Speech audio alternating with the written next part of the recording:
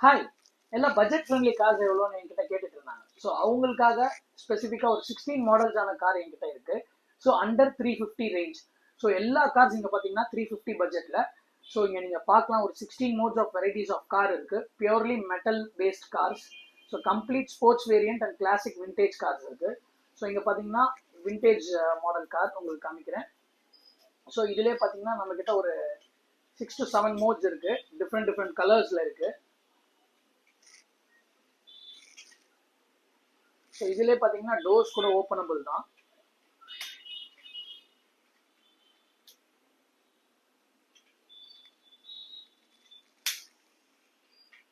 அதே மாதிரி sports variant cars இருக்கு.